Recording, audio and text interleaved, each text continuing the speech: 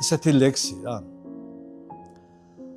გზის საჩვენებლად გემბანებს ელვარემს ზედით უყურა.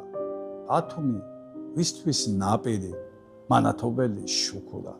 მეთევზე ზღვასთან ბაასი სიმშვიდის წვევა ჩულჩულთან.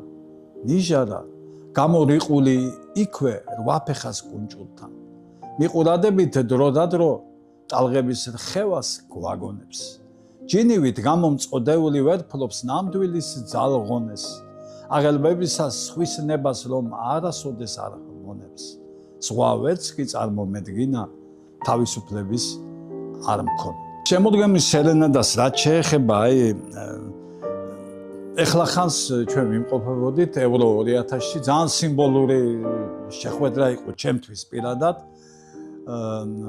თბილისელ მწერლებთან ერთად ბატონი დავითიც გვახდა კავშირის თავმჯდომარე ძალიან საოცარი განემო იყო ჩემთვის და განსაკუთრებული იმიტომ რომ ორი ჩემი შვილიშვილი მაგ სკოლაში სწავლობს და უშუალოდ თვითონაც შვილიშვილებიც ესწრებოდნენ ამ ღონისძიებას. ამით რისი თქმა მინდა, მე დავინახე რომ ჩვენს ქვეყანას ჩვენი ჯანსაღი და საღად მოაზროვნე ახალგაზრდობის სახით ყავს საიმედო ცვლა და საიმედო მომავალი.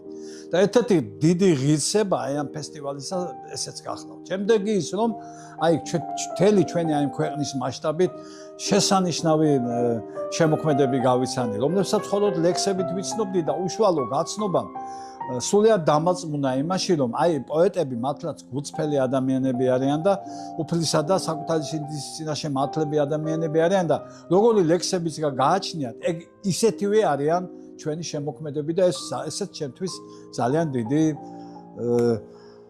მონაპოვარი გახლავთ. რაც შეეხება ახლა თვითონ მასშტაბებს, საბედნიეროდ წელს უკვე მასშტაბები გაიზარდა და მე ვიტყოდი რომ ეს პროექტი მართლაც შედგა